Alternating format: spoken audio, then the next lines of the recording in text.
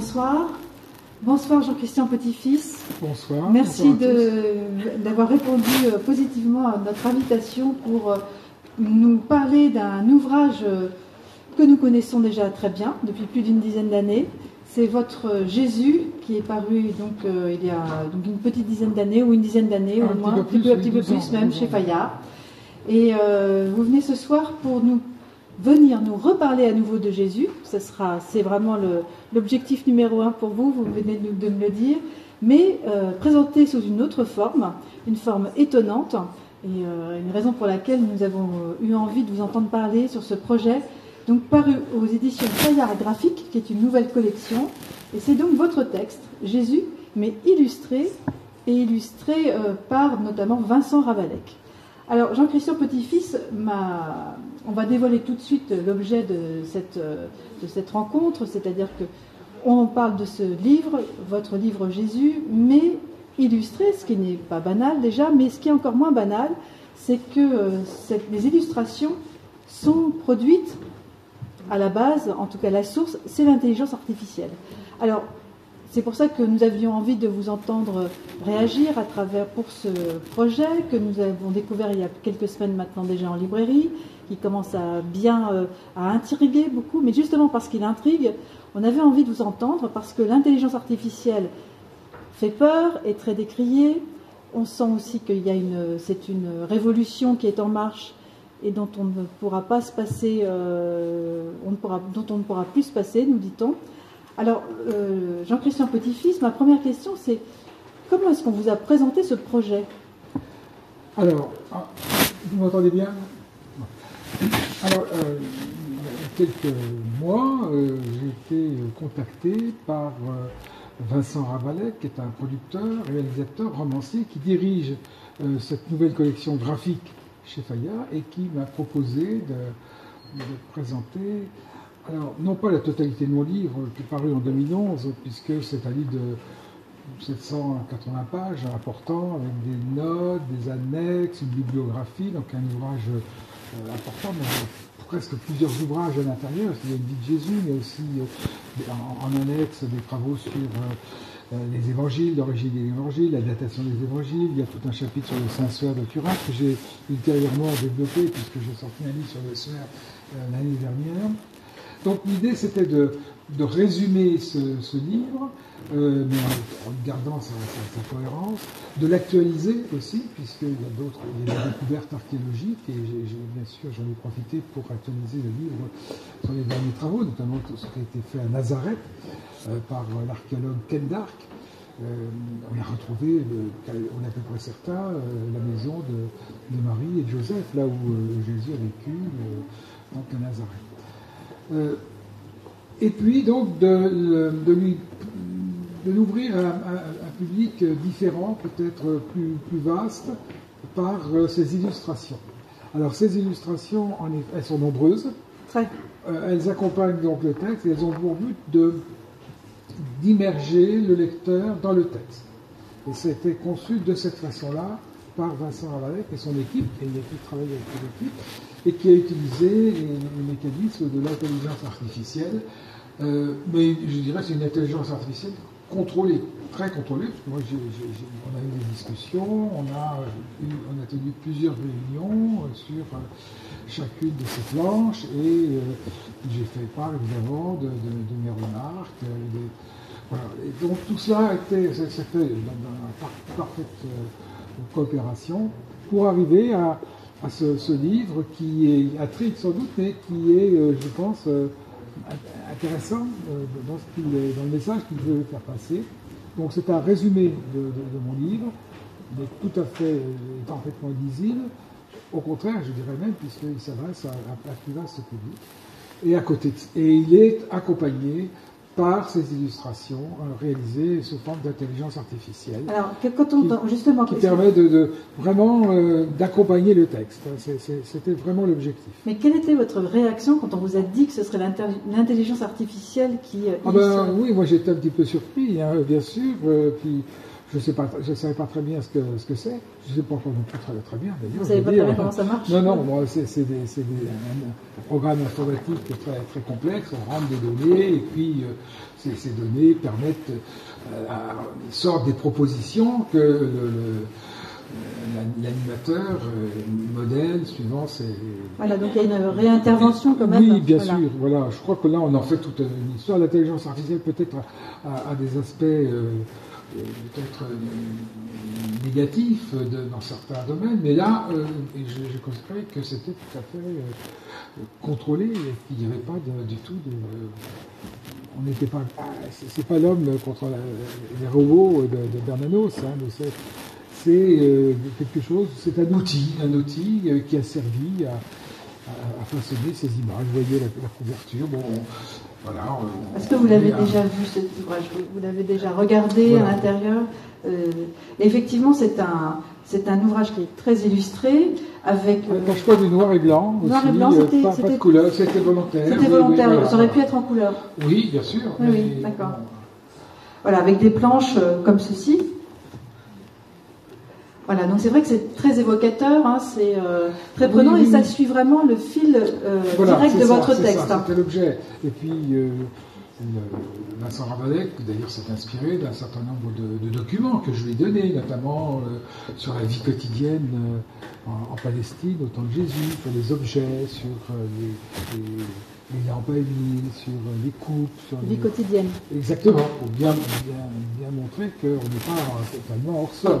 Donc l'intelligence artificielle ne peut pas se passer de l'homme pour le moment. Non, encore, totalement. Heureusement. Heureusement. Voilà, donc c'est vraiment l'idée, c'est pour moi, l'essentiel, évidemment, c'est le texte. Hein. C'est ce texte qui doit être illustré, un texte illustré qui accompagne mon texte, mais l'essentiel, c'est évidemment de montrer, parler du Jésus de l'histoire. Qui est ce Jésus de l'histoire? Comment on peut le comprendre? Par une approche d'historien. Et d'historien... Vous entendez très mal. Voilà. Alors, on va changer de micro. Bon. On va voir. Il fallait me le dire. Hein, vous m'entendez là? Oui. Bon.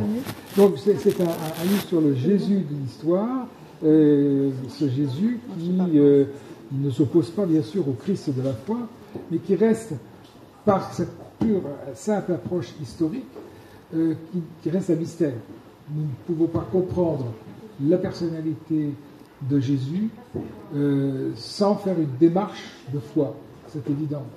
Mais la démarche historique, elle, vient appuyer cette démarche de foi, qui nous permet de la comprendre davantage. Qui est ce petit artisan modeste qui brusquement reçoit le baptême de Jean le Baptiste et puis rassemble des apôtres, pas seulement les 12 d'ailleurs, parce que quand Jésus se déplaçait, il se déplaçait avec plusieurs centaines de disciples, des femmes aussi, qui aidaient un groupe de femmes, pas seulement Marie-Madeleine, il y avait la femme de l'intendant Chouza, il y avait des femmes riches qui aidaient ce groupe à survivre. Et ce Jésus, modeste artisan, qui proclame des vérités qu'Israël n'a jamais entendues. Moïse vous a dit de faire ceci, moi je vous dis de faire cela. Et qui, moi?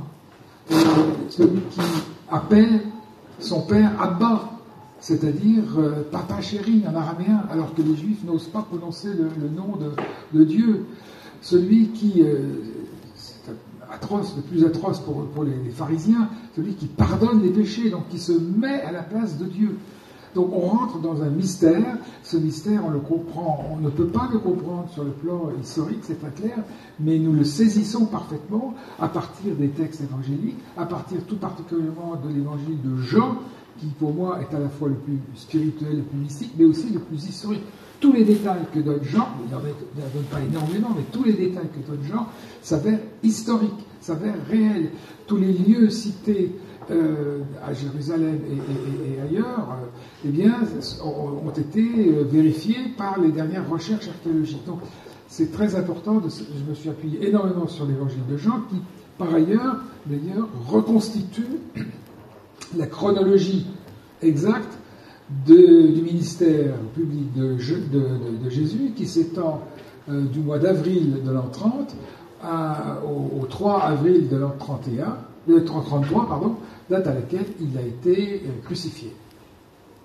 Voilà, donc c'est une approche historique, mais cette approche historique, elle est capitale aujourd'hui, où on remet en cause même l'existence de Jésus. Vous avez vu que Michel Onfray sort un livre, Théorie de Jésus, disant que Jésus n'a jamais existé. Ça s'appelle 4 ou 5 ouvrages, auxquels il répète un tissu d'erreurs et d'approximations.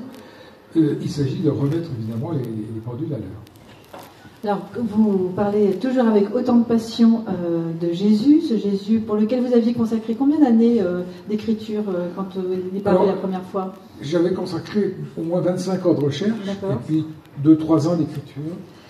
Et aujourd'hui, avec ce nouveau livre, vous avez donc réécrit, vous m'avez dit que vous aviez enlevé des annexes, mais vous avez quand même enlevé quelques bouts pour vous recentrer uniquement sur Jésus, sur le fil narratif autour de Jésus. Oui. Mais est-ce que vous avez pu aussi vous nourrir, parce que je pense que votre passion, vous êtes toujours à l'affût des nouvelles découvertes. Vous avez réinjecté dans ce texte aussi des choses nouvelles? Voilà, c'est ce que je disais, notamment sur les découvertes de Ken Dark, cet archéologue britannique qui nous apporte des choses très intéressantes, qui est sorti un livre cette année, en janvier de cette année, en anglais, mais j'espère qu'il sera traduit, oui. Le Jésus de Nazareth. Alors voilà un exemple, Michel Onfray, qui ne suit absolument pas l'actualité archéologique, dit Nazareth n'existait pas, c'est pas cité dans l'Ancien Testament, et donc par conséquent, Jésus de Nazareth n'existe pas.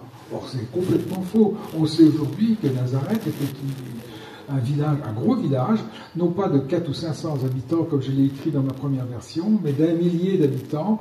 Vous voyez comment les choses évoluent, et il est très important de bien s'appuyer sur l'archéologie pour prouver l'existence de Jésus.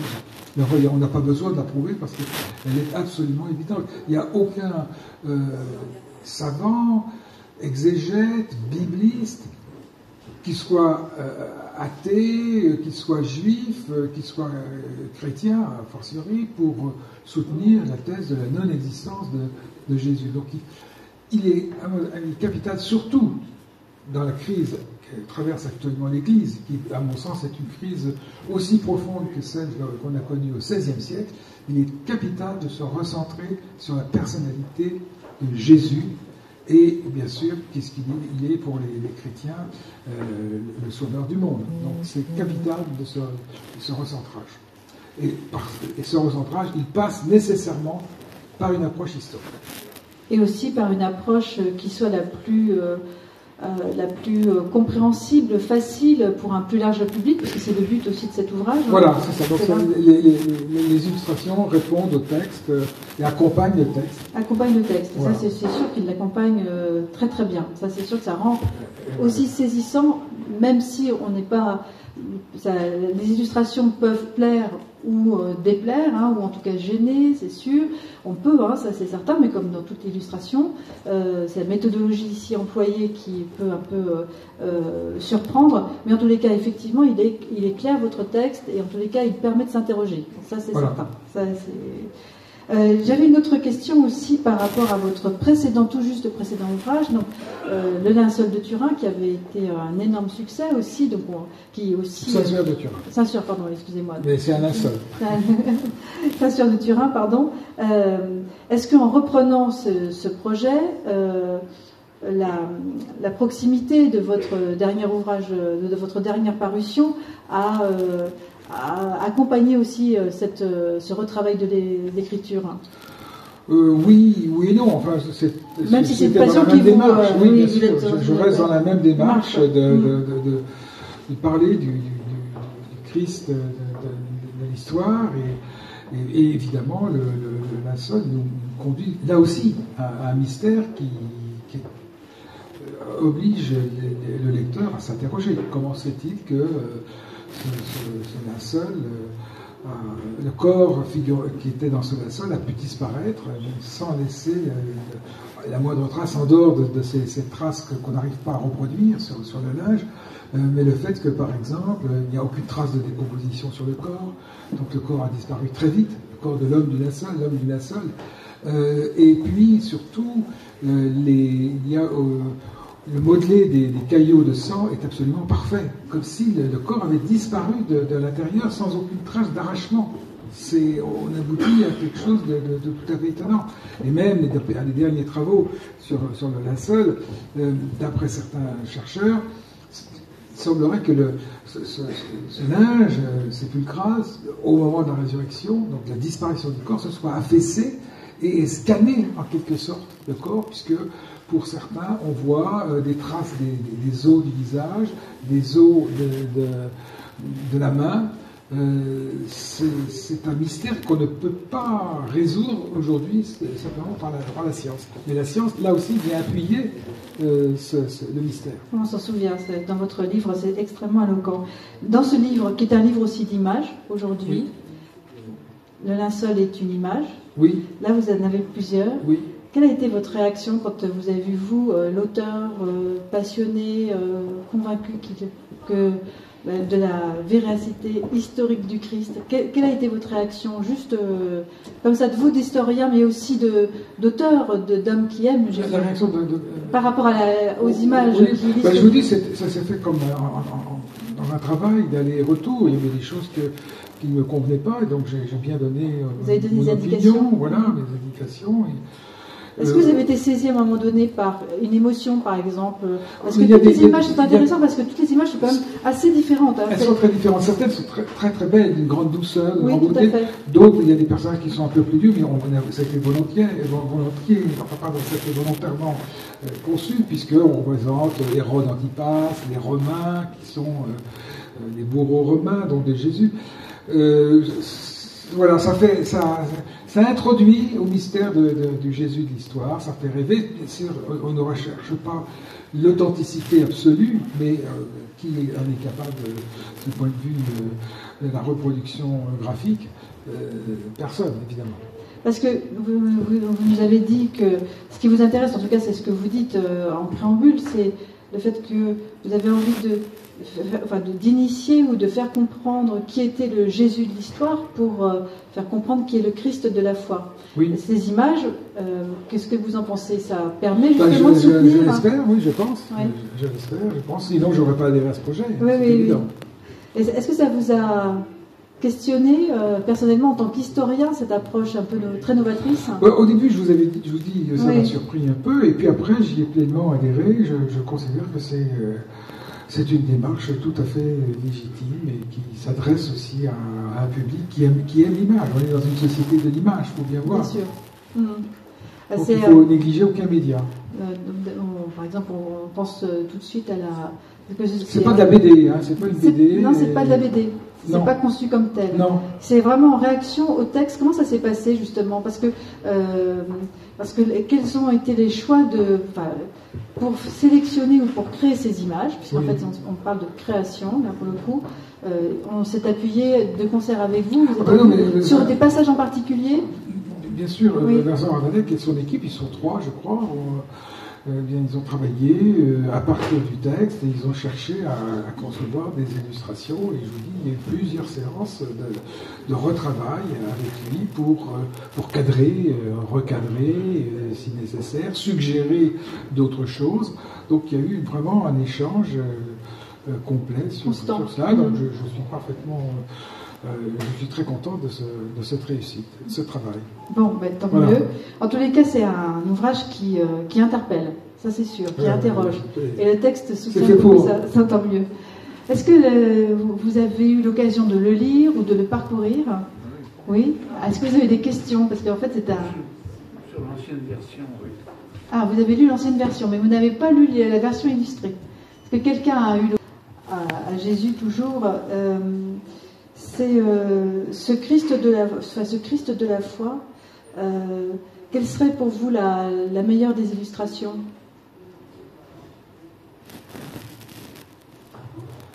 C'est la croix. La croix, c'est-à-dire le sacrifice suprême du Christ pour le salut du monde. Et pas seulement une simple croix, le Christ sur la croix. Et ça, c'est une évidence dans la foi chrétienne. Oui, bien sûr. Pour revenir au livre, qui est ce livre qui, en fait, plus on le regarde et plus, en fait, on le trouve intriguant. Et, comme je le disais tout à l'heure, votre texte soutient beaucoup, ça se répond beaucoup.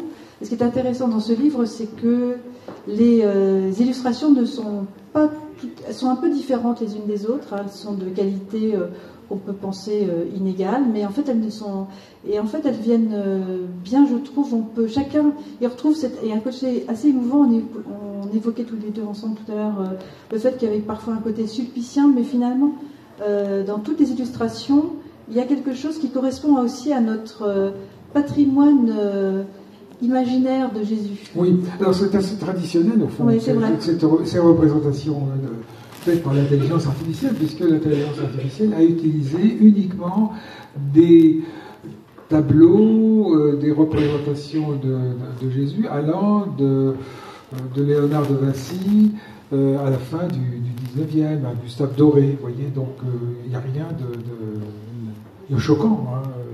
Au contraire, c'est une illustration classique, mais pas trop sulpicienne quand même. On a essayé de montrer la réalité, de faire saisir l'émotion. Je crois que c'est important. Oui, c'est ça. L'émotion, c'est important. Vous avez eu des remarques, des réactions déjà suite à la parution? Oui, mais c'est un peu ça, des gens qui ont beaucoup aimé ce mariage entre le texte et l'image. Oui. Et vous pensez qu'il y a un vrai besoin aujourd'hui justement d'insuffler la vie de Jésus sous une autre forme, qu'on est resté trop classique, trop traditionnel dans notre transmission de la foi et en tout cas de la vie de Jésus? C'est énormément de choses qui paraissent, mais c'est vrai que c'est souvent des ouvrages qui sont soit d'historiens, d'exégètes, de biblistes, de théologiens. On évoque le Christ de la foi est très... Mais finalement, le Christ... le Jésus de l'histoire, même s'il est beaucoup évoqué dans les livres, en fait, il n'est pas forcément accessible pour le plus grand nombre. Hein. Non, c'est ça. Et puis, il faut bien le dire quand même, pendant quelques décennies, on a essayé de déconstruire le Jésus de l'histoire, de le présenter, même des exégètes catholiques, le présenter comme quelqu'un qui ne savait pas qu'il était Dieu, par exemple, qui ne savait pas que... Donc, c'est aberrant, évidemment. Mais même l'approche historique permet d'écarter tout cela. Hein, parce que, encore une fois, le texte de Jean, qui est essentiel, montre bien que Jésus se sent imprégné d'une mission spéciale et d'un lien unique avec le Père. Donc, ce n'est pas du tout un simple prophète d'Israël, un réformateur juif. Il y a autre chose. Ce qui va le conduire à la mort, puisque les pharisiens vont lui reprocher de s'être fait Dieu. Il se fait Dieu. Donc il a blasphémé. Et ça sera évidemment sa condamnation. La réécriture, enfin pas réécriture, mais vous avez coupé, mais vous avez que coupé. Est-ce que ça a été un travail un peu compliqué ou finalement vous vous êtes laissé guider par le projet et c'était... Parce que c'est pas facile, c'est une grosse œuvre. Hein. Résumé, alors pour tout dire, c'est Vincent Ravelin qui au départ s'est chargé de me proposer un résumé. D'accord. Donc ça m'a facilité le travail et j'ai bien entendu corrigé, supprimé certains passages qui étaient inutiles et puis j'en ai rajouté d'autres, j'en ai rajouté davantage que j'en ai supprimé pour donner la cohésion à cet ensemble. C'est pas simple de résumer un livre, ça c'est sûr, de se résumer son propre livre, mais là il y avait beaucoup d'annexes, beaucoup de notes, tout cela évidemment a été allégé. Mais encore une fois, celui qui s'intéresse vraiment au Jésus de l'histoire, il peut passer par ce livre et après, évidemment, lire mon plus grand livre, qui est sorti en livre de poche aussi. Oui, et que vous vendez, et que nous continuez de vendre. Tout le temps, tous les jours. Voilà. Est-ce qu'il y aurait des questions? Monsieur. Bonjour. En fait, j'en ai deux sur le personnage périphérique à Jésus, si vous permettez. Oui, je vous en prie. Le premier, vous citez de façon récurrente l'évangile de Jean. Je n'ai pas lu ce livre, mais j'ai lu le précédent. Et si j'ai bonne mémoire, vous émettez l'hypothèse qu'en fait, il y a deux Jean. Le Jean que l'on connaît, le fils petit dernier, puis un autre Jean qui était beaucoup plus proche des autorités juives. Est-ce que les études que vous avez menées, la réflexion que vous avez poursuivie, vous avez confirmé cette hypothèse? Et si vous voulez, j'ai une deuxième question, petite. Ça concerne là, alors, ça n'a pas trait à l'aspect historique, mais qu'y a-t-il lieu de penser des relations entre Jésus et Jean le Baptiste? est-ce qu'effectivement, je vais considérer que Jean le Baptiste a vu en Jésus l'agneau de Dieu qui l'a doublé, etc.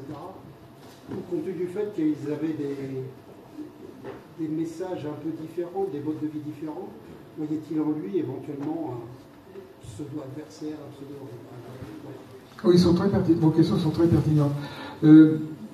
D'abord pour Jean, pour moi je suis absolument convaincu, et je suis de plus en plus convaincu que Jean n'est pas, Jean l'auteur du 4e évangile n'est pas le fils de Zébédée. J'ai même retrouvé des arguments supplémentaires. Il y a eu un colloque qui a été fait il y a 3-4 ans sur ce sujet avec des spécialistes, et on arrive à peu près tous à cette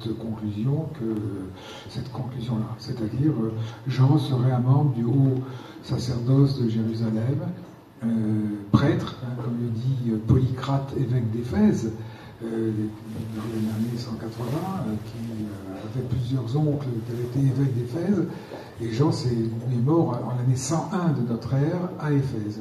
Donc on a une tradition qui est constante. Il faut hiérous, c'est-à-dire prêtre. Il a porté le pétalon, nous dit Polycrate d'Éphèse, c'est-à-dire la lamelle d'or des grands prêtres et des familles sacerdotales. Il fut didascale, c'est-à-dire il était enseignant, et il s'est endormi à Éphèse. Il s'est endormi en 68 ans après la mort de notre Seigneur, dit Saint Jérôme, ce qui nous conduit à l'année 101 de notre ère. Donc, alors, jusqu'à l'année 101, il y avait un témoin qui avait vu Jésus, qui était au pied de la croix avec Marie, et qui avait accueilli Marie dans sa grande maison de Jérusalem, puisque c'est un patricien de Jérusalem. Et Marie, très certainement, s'est endormie dans cette maison et a été placée dans un tombeau à Gethsémani. On peut le voir encore. Marie n'est pas morte à Éphèse parce que c'est beaucoup plus tard le déplacement de Jean à Éphèse, et c'est pas crédible, cette mort à Éphèse n'est pas crédible. Enfin, ça, c'est des discussions entre spécialistes, archéologues, voilà. Donc, ce Jean, lui, donc, est bien caractérisé. Quand vous lisez l'évangile avec cette idée-là, vous comprenez très bien que cet évangile est centré essentiellement sur Jérusalem, sur les discussions entre Jésus et les pharisiens, et tous les spécialistes du 1er siècle nous montrent très bien la pertinence des oppositions entre sadducéens, pharisiens, tout ça se retrouve à la perfection dans l'évangile de Jean. Ça n'a rien à voir avec le fils de Zébédée, le pêcheur qui réparait les filets sur le lac de Génézareth, et puis qui, après la mort de Jésus, a été arrêté avec Pierre, et dont les membres du Sanhédrin disant que c'était des individus pas très brillants. Non. Jean, c'est la lumière, il parle du Christ, et il nous reproduit des phrases intégrales prononcées par Jésus. C'est un témoin, alors que les autres évangiles ont un rapport un peu plus distancié par rapport à la vérité historique. Matthieu, il y a certainement un fond écrit par l'apôtre Matthieu dans les années 60, mais ça a été complété, très certainement, son texte a été complété pour en particulier permettre à ce texte d'être lu par des non-juifs, puisque l'évangile de Matthieu, c'est à la fois le plus juif et le plus ouvert sur l'universalité. Et ces éléments, ces compléments, eh bien, ont été ajoutés. Jésus allant dans les villes du Liban actuel, Tyr et Sidon, tout cela, tous ces épisodes, avec la syrophénicienne, tous ces épisodes ont été rajoutés. Bon, Marc, c'est un secrétaire de Luc et puis après de Pierre. Il n'a pas connu Jésus. Luc, c'est un médecin d'Antioche qui a fait une enquête extrêmement serrée et poussée, mais il est venu seulement en 51 de notre ère en Palestine. Il a probablement reçu à ce moment-là, d'ailleurs, un texte des premiers apôtres qui était dans la mouvance de Jacques, dit le frère du Seigneur, sur les évangiles, ce qu'on appelle les évangiles de l'enfance, les généalogies, Matthieu également, qui étaient écrits en araméen, qui a été traduit en grec. Donc les dernières recherches montrent que les évangiles de l'enfance ont un substrat araméen très fort et très probablement un texte écrit, donc remontant aux premières générations.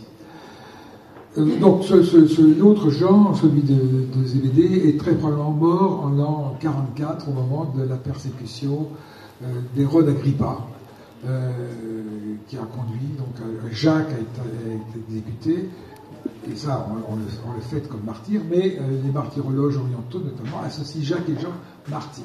Voilà. Vous savez que dans les évangiles synoptiques, il est question de Jacques et de Jean qui voulaient, où Salomé prétendait qu'ils puissent siéger à la droite et à la gauche du Seigneur, et Jésus leur dit: la coupe que je vais boire, vous la boirez aussi.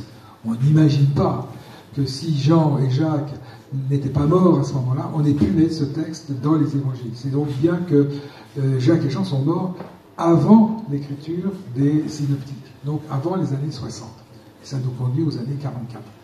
Voilà, on a un certain nombre d'éléments que j'ai même perfectionné, enfin j'en ai retrouvé d'autres au moment de ce colloque sur Jean, avec qui était organisé sous la présence de Monseigneur Thomas, qui est ancien évêque de Versailles, qui vient de décéder. Alors, deuxième question, oui, voulez-vous me la rappeler Oui, Jean le Baptiste, les rapports entre Jean. Alors, c'est assez complexe, il y a tout un livre à écrire là-dessus, mais que je n'écrirai pas, parce que je ne suis pas quand même un spécialiste de Jean le Baptiste. On a dit beaucoup de choses, beaucoup de bêtises aussi sur Jean le Baptiste. On a dit que c'était un Essénien. Voilà. Donc il aurait été dans ce monastère des Esséniens. Alors absolument rien ne nous prouve qu'il était Essénien. C'était un prêtre, fils d'un prêtre, qui n'a pas voulu servir dans le sacerdoce et qui a mené une vie d'ermite dans le désert. Comme un nazir, c'est-à-dire quelqu'un qui laisse pousser ses cheveux, ne mange pas, ne boit pas de vin, c'est un ascète. Et puis il annonce en effet un Dieu dur, presque vengeur. Il va faucher les pécheurs, la balle, il va la brûler au feu. Donc, il y a une grande violence, c'est le dernier prophète d'Israël. Voilà. Et Jésus va s'inscrire dans ce mouvement, sachant d'ailleurs que Jean avait annoncé la venue de quelqu'un de beaucoup plus grand que lui, et qui devrait baptiser, non pas dans l'eau, comme il le fait, qui est un baptême d'attente pour le pardon des péchés, mais d'attente simplement, celui qui va venir, et dont il n'est pas digne d'élever la courroie de ses sandales, selon les formules antiques, eh bien, celui-là, il baptisera dans l'Esprit Saint. Bon. Jésus arrive et se présente, on est au printemps de l'an 30, il se présente devant Jean le Baptiste, qui était son cousin, probablement un lointain cousin, il ne se fréquentait pas, en tout cas à Nazareth, et puis, donc, c'est là où Jean le Baptiste reconnaît Jésus, en Jésus, le Messie. Et puis pendant un certain temps, et on le voit très bien en lisant l'évangile de Jean, et non pas en lisant les synoptiques, pendant un certain temps, il y a deux groupes séparés. D'un côté, Jean le Baptiste qui poursuit sa mission, étrangement, comme s'il n'avait pas achevé cette mission, qu'il avait découvert celui qui devait venir. Et puis Jésus qui se met dans les pas du Baptiste, et dont le groupe baptise. Jean, en évangéliste, fait une petite incise. Jésus ne baptisait pas, mais les gens de son groupe pratiquaient le même baptême. Et jusqu'à l'arrestation de Jean est conduit dans la citadelle de Macéron, dans Pérée, et là, il s'interroge, il y a des disciples qui viennent le voir, et on a l'impression que Jésus n'est peut-être pas celui qui est attendu. Donc il va envoyer des messagers à Jésus, et vous connaissez la réponse, c'est la réponse à travers le texte d'Isaïe. Il guérit les malades, les boiteux, etc., en montrant qu'il est bien celui qu'on attend. Donc il y a eu probablement un questionnement de Jean sur la personnalité de Jésus. Mais Jésus le considère comme le plus grand de tous les saints. Voilà. Monsieur. Nous avons, on est venu simplement dans vos recherches à écarter les thèses des communautés rédactionnelles comme par exemple, je pense pour l'évangile de Saint Jean, on aurait pu dire, comme je pense à Wittmann, qui aurait eu des communautés de rédacteurs, je veux dire, lorsque vous avez rédigé, j'ai vu simplement, je voudrais simplement que vous nous rappeliez comment ça vous a paru non plausible, je veux dire, notamment les thèses de Wittmann, oui. Vous avez déjà vu des groupes qui rédigeaient des textes aussi lumineux. Vous avez vu un congrès d'un parti politique sortir une motion de synthèse aussi lumineuse, aussi parfaite. Ce sont des fictions, et aujourd'hui Wittmann est bien dépassé. Alors il y a des travaux qui sont faits encore aujourd'hui sur les textes, probablement qu'il y a eu des ajouts qui ont été faits, mais il y a une très grande homogénéité dans l'évangile de Jean, et on voit bien que c'est un seul rédacteur, en dehors peut-être de l'avant-propos, de l'introduction, du chapitre 21, qui a été un chapitre ajouté ultérieurement, une grande cohésion. Les chapitres 21 restent quand même très johanniques, bien sûr, donc on ne sait pas qui l'a écrit, est-ce que c'est Jean lui-même, ou est-ce que il est écrit après la mort de Pierre, alors que tout l'évangile est écrit avant. Tous les évangiles ont été écrits, dans leur majorité, avant l'année 70. Alors que Wittmann nous dit c'est 90, 100, 120, on ne sait plus. Pourquoi avant l'année 70 ? Parce qu'en l'année 70, Jérusalem a été ravagée, détruit par les armées de Titus, la population a été emmenée en esclavage, et le temple a été rasé.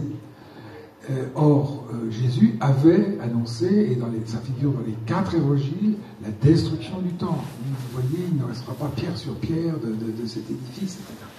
Et à aucun moment, les évangélistes disent cet événement est arrivé. Bon, vous voyez, dans les actes des apôtres, certaines références au passé, c'est arrivé à cette époque-là. Bon, mais à aucun moment on dit c'est arrivé, ce fait est arrivé. Donc ça, c'est un élément très fort que les partisans d'une écriture tardive, très tardive, ne parviennent pas à surmonter.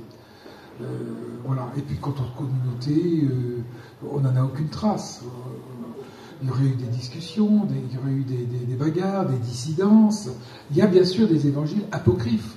Ça, c'est autre chose. Mais même les évangiles apocryphes, ils ont eu 1 ou 2 rédacteurs. Ils n'ont pas eu une communauté qui se met à rédiger un texte. Ce sont des enquêtes. Luc, quand vous lisez le prologue de Luc, vous voyez bien qu'il a fait une enquête, il a interrogé tous ceux qui avaient connu Jésus dans la première génération. Relisez ce texte, là, il y a une volonté de mener une enquête historique chez Luc. Et d'ailleurs, je pense qu'il y a une liaison assez forte entre Luc et Jean, et très probablement Luc a dû suivre l'enseignement oral de Jean, puisque l'évangile de Jean a été rédigé après, mais il y a des liaisons très très fortes. Il se trouve que Luc parfois commet des petites erreurs, il va nous parler, il ne connaît pas Marie de Béthanie, alors il va parler d'une pécheresse dans un village de Galilée qui va essuyer les pieds de Jésus avec du parfum. Bon, mais c'est la même, c'est Marie de Béthanie, bien sûr. Il nous parle d'une pêche miraculeuse qui a lieu pendant la vie, le ministère public de Jésus, alors que Jean la situe très exactement dans son chapitre 21, après la résurrection. Donc, ça, ce sont des petites confusions historiques que fait Luc, très certainement, après avoir entendu les prédications de Jean, qui était didascale, comme dit Polycrate d'Éphèse, c'est-à-dire enseignant. Voilà. Autre question ? Oui, est-ce qu'il y a une autre question ? Madame ? Bonsoir. Bonsoir, madame.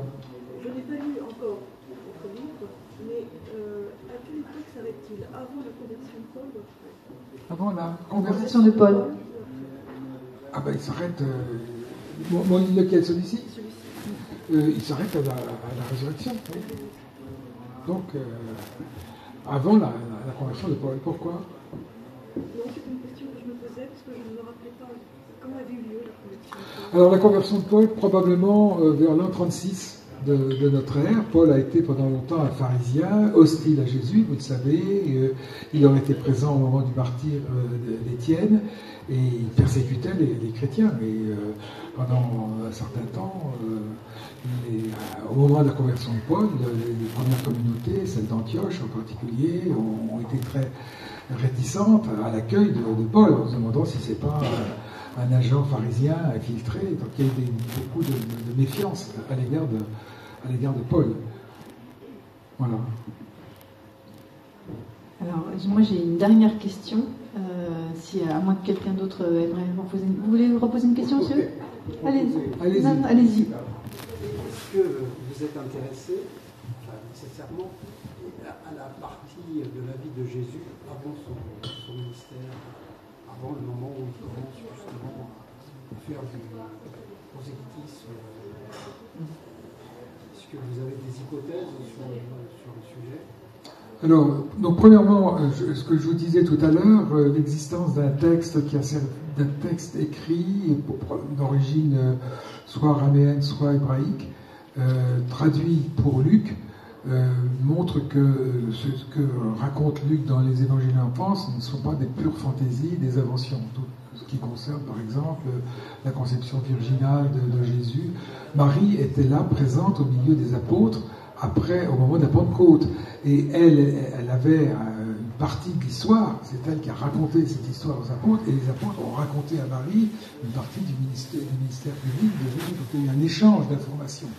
Et notamment la conception virginale, c'était quelque chose qui était plutôt gênant pour l'annonce de la foi, et même de la résurrection, et même de la divinité de Jésus. Voilà, donc ça, ce premier point est important. Marie gardait toutes ces choses dans son cœur, écrit Luc. Il s'est appuyé sur des témoignages, et des témoignages écrits. Il n'a rien inventé, pas même la généalogie, qui est différente de celle de Matthieu, puisqu'on sait que Jésus est issu d'un milieu qu'on appelle les Nazaréens. C'est un petit groupe qui s'est installé à Nazara, enfin qui a créé un village qu'ils ont appelé Nazara, de Netzer, le rejeton, sur un établissement très ancien qui a monté au VIe siècle avant notre ère, mais il n'y avait plus rien depuis très longtemps. Ils ont créé ce village, ils ont créé un autre qu'ils ont appelé Kokama, l'étoile, au sud de Damas, au nord du Golan. Et ces deux établissements, qui abritaient donc des Nazaréens, étaient le lieu de refuge de ce groupe venu de Mésopotamie vers l'année 150 de notre ère, qui prétendaient descendre directement du roi David. Donc c'était des descendants du roi David. Et Jésus donc a vécu dans cette atmosphère comme artisan. Il a travaillé avec Joseph. Très probablement, il a été témoin tout jeune à son retour d'Égypte des terribles massacres qui ont été faits en Galilée au moment des révoltes dans -4 de notre ère, qui ont vu les légions de Varus, le légat de Syrie, et les armées d'Arétas IV, le roi d'Abatéen, de Pétra, alliés, donc écraser ces révoltes messianiques. Là aussi, il y avait toujours eu des faux messies qui prétendaient libérer Israël. Ce que n'a pas voulu être Jésus, bien entendu. Et très probablement, il a vu quelques-unes des 2000 croix qui ont jalonné les routes de Galilée. Quand Michel Onfray dit la croix, on ne crucifiait pas, on lapidait, c'est ridicule. Bien sûr que les Romains, le supplice romain, c'était la croix, bien évidemment. Alors, donc, il a probablement travaillé à partir de l'an 6 de notre ère. Lui-même étant né, je pense, en -7 de notre ère, Jésus. Il a travaillé à la reconstruction de Séphoris. Il n'y avait pas beaucoup de travail, il y avait 1 millier d'habitants à Nazareth. Et pour construire, on ne construisait pas seulement tous les jours des joues de charrue, comme nous dit certains auteurs de Jésus. Il a donc travaillé à la reconstruction de Séphoris, la grande ville, une ville de 12 000 habitants, que si vous êtes allé en Israël, vous avez peut-être vu, ville très inspirée des Romains et des Grecs. Et là, mais en même temps une ville assez juive, puisqu'on a retrouvé des mikvés, des bassins rituels, donc il y avait des juifs pratiquants qui étaient dans cette ville. Séphoris, c'est à 1 heure de marche, 3/4 d'heure de marche, donc aller et retour, ça peut se faire dans la journée. Et c'est très vraisemblable. Vous voyez bien que Jésus ne parle pas seulement de charpente, et il parle des maisons qu'on construit. On fait attention, on ne peut pas la construire sur du sable. Donc il était tectone, c'est-à-dire ouvrier du bois. Il n'était pas seulement charpentier. Ouvrier du bois, c'est celui qui participe à la construction des maisons dans les aspects du bois. Voilà. Voilà ce qu'on peut dire. Après, évidemment, il y a un grand mystère, parce qu'il reste pendant de nombreuses années. Et la révélation, évidemment, c'est Jean le Baptiste, le baptême de Jean le Baptiste. Mais ce n'est pas une adoption, bien entendu, contrairement à certaines sectes qui disent que Jésus a été adopté par Dieu, l'adoptianisme, au moment de son baptême. Non, dès le départ. Et c'est pour ça d'ailleurs que Luc rapporte l'épisode de Jésus avec les scribes et les docteurs de la loi. Il faut que je sois aux affaires de mon père, à 12 ans. Voilà. J'aurais une dernière question, parce que le temps passe.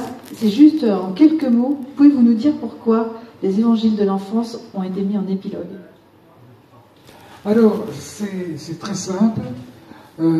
C'est parce que le ministère public de Jésus commence en l'an 30. On ne sait pas qui est Jésus. Et c'est seulement après sa mort et sa résurrection, comme je l'ai dit, que Marie a révélé aux apôtres tout ce qui s'était passé à Nazareth, le voyage à Bethléem, et tout ça d'ailleurs, même Bethléem aussi, on n'a aucun lieu on a dit tout lieu de considérer que c'est bien la localisation de la naissance de Jésus. Justin de Naplouse nous parle d'une grotte, il est écrit dans les années 150. C'est une grotte qui avait été recouverte par les Romains, de la même manière d'ailleurs que le Saint-Sépulcre, on avait mis un temple à la gloire d'un dieu romain. C'est comme ça qu'on a retrouvé les lieux, même en fouillant, en enlevant les couches romaines, aussi bien à Bethléem qu'à Jérusalem. Donc voilà pourquoi. C'est une suite logique. Et d'ailleurs, vous savez que Benoît XVI a écrit 3 livres. Le premier sur... donc les 2 premiers sur la vie publique, et puis le dernier c'est sur les évangiles de l'enfance de Jésus. Voilà, je n'ai pas voulu copier Benoît XVI, mais voilà, on a suivi le même parcours.